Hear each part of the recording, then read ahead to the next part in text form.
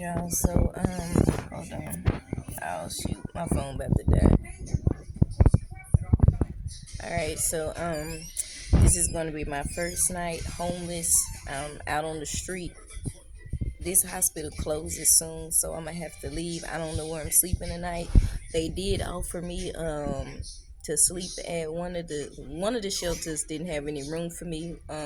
The other shelter, they said they wanted to put me in general population with like a bunch of females, and I was like, nah, I really don't like being around a lot of females like that. I just had bad experiences. I've been traumatized. I feel like they always trying to fight and stuff, and I just don't want to go through that. So I told them I don't want to do that. I'm gonna just wait and see if the other VA shelter opens up and see if they have space for me. I really don't like dealing with shelters. I was gonna tell y'all a couple weeks back, like I felt in my spirit that they was gonna try to put me out. Like I felt it. I was like, I feel like these people finna try to lie and put me out. And for y'all people, for one, for y'all that really didn't believe I'm homeless, now you see I wasn't lying. Number two, I have not been talking crap. I don't say nothing to them. I'm the only black girl. It's a whole bunch of older Caucasian ladies. So, and I just seen the other black lady get put out 2 weeks ago. So I don't trust them like that. So I think some white person is shushing me right now. It's just, this is just a culture shock for me being in Massachusetts because these Caucasian folks be doing the most. But I was the only black girl surrounded by a whole bunch of older white females, and every time I went in the room, they would be whispering, they would be conjuring up some plan to get me kicked out, and it looked like it worked. So if you watch my last video where I said you'll actually witness and hear and see the audio and video of me being put out. If you listen to the audio where that Starbucks pictures is, I used another picture, but if for some reason that picture showing, you can listen to them putting me out, telling me I had to go and all that. And who that was it was a big fat African American man, the token I referred to. When I seen him at first, I was like, he just a token. He don't know it. Like he just seemed like one of them kiss butt black people, just kiss butt up to all the. I hate to say all the Caucasian people, and I don't have a problem with Caucasian people, but I just feel like there is a little bit of discrimination against black women that are veterans because all of us get put out, and it's full of older white women veterans.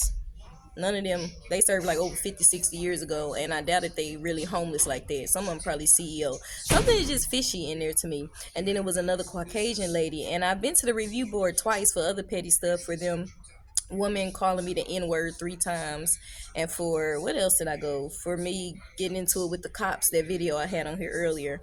And that's pretty much it. Otherwise than that, I keep my mouth shut because I already don't trust them. I already know I'm around women from a different time period where they refer to blacks as the N-word, and they don't, so it makes me uncomfortable. So for y'all who think I've been running my mouth that I actually have been recording somebody, I haven't. I don't want nobody, they do be like seem like they have phones on me, but I don't be recording them.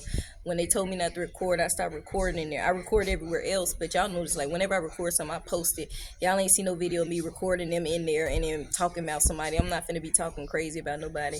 But if I say something about somebody, it's probably true. But to say the least, I didn't do what they told me to do. But what can I do about it? They have the support, superiority, or they have the authority, and they just cheated me. I felt like they would. Like this whole time, that has been my worst fear since I've been in that shelter. I was like, I feel like they're going to lie on me and get me put out of here. Why? Because I'm this strong, beautiful, charismatic, sassy black woman that they always see dressed up, always see going out, vlogging or whatever, and they're intimidated by it. That's just the truth. And then to give me a nice apartment that I don't have to pay nothing for and to be helping me, what? They don't want to do that.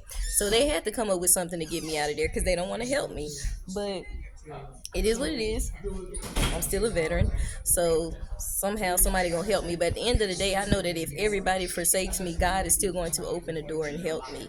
I just have to be careful because I feel like I'm just surrounded by a bunch of sneaky people. I don't trust nobody. I'm having a hard time trusting Caucasian people, to be honest with you. I just see a whole nother level of sneakiness and racism up here. And so I'm just trying to deal with everything as it comes and the way God would want me to, but it's just a lot. But I knew it would happen because stuff like this, to be honest with you, I go through a lot of jealousy in my life where I have been cheated out of stuff because people are intimidated by me or jealous of me or whatever the case may be.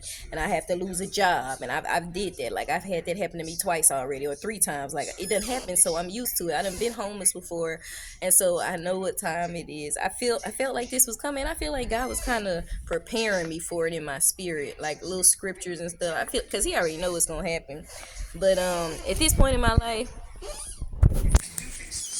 it's just becoming overwhelming to deal with all the. I don't want to act. I'm just to deal with all the jealousy I experience. And y'all say, well, I mean, you're not the prettiest, you're not the smartest, you don't even have your degree, but there is something about me that even black folks don't like. Black folks have given me a hard. Black people have fired me and not paid me my last paycheck like twice. Everybody, it's people of all colors that just don't like me. It's just me, something about me that really ticks people off. And it's not me running my mouth, it's just me being me.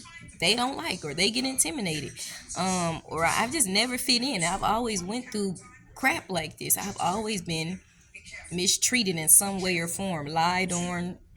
Like I said, jobs have been taken from me for stuff I didn't do or for me just being me, and then them deciding they not gonna pay me my last paycheck. Maybe I wasn't hood enough, I didn't fit in some cases. I was that strong black woman in a room full of all whites or all Hispanics, and they didn't like that. I done been fired from whites, Hispanics, and blacks. Okay, so it's a universal thing, but it's just as there's a lot of people that don't like me, I know that there will be more people that will be inspired and that love me of every color, just like people unite to bring me down. But to me, because of the stuff I go through, when people lie on me and have me in situations like this where you put me out of a shelter for something I didn't even do, for you to do that, that means that I must be somebody. Like God must have His hands on me for me to be experiencing the same stuff no matter where I go, in the army, at this job, and at that. And yes, I'm not perfect. I have a mouth, but I have not been running my mouth at this shelter. I have been keeping it. I be staying out they way. I don't trust them. So this is not something that I deserved or that I did. But I've experienced stuff like this before. It's common to my life. So I feel like that's what some chosen people go through. They just go through persecution. But I'm just trying to learn how to deal with it. Now y'all just gonna see me in this whatever I'm finna go through. Y'all gonna see me again. It's my third time being homeless, and I'm just gonna try to push it out from here until I make it. How you doing? Until I make it to where I need to be. So now it gets real, but that's what makes it. That's what makes the butter, that's what makes the steak tastier. You know what I'm saying? It ain't nowhere to go but up from here. I'm homeless again. I'm put out of a shelter for something I did do. Y'all can say what y'all want, but y'all wasn't there. I didn't do anything to deserve this, but life happens. So I have to just look to God, be humble. I can't be angry or hating people because of the stuff that I go through. And that can be easier said than done. But I know that God is love, and He told me to still love my enemies even when they lie on me. And they said they're telling me they seen the video.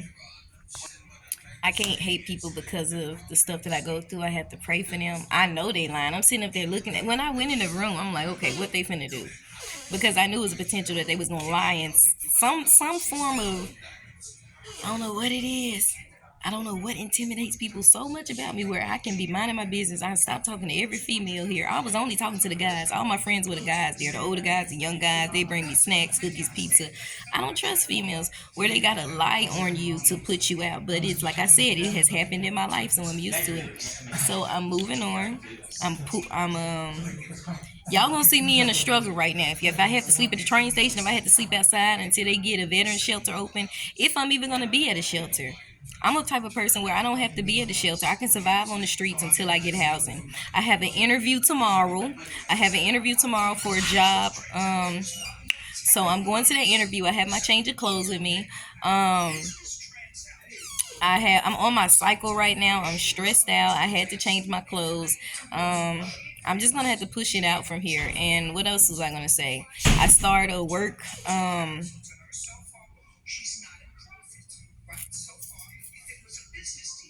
Oh gosh, somebody's sitting out here.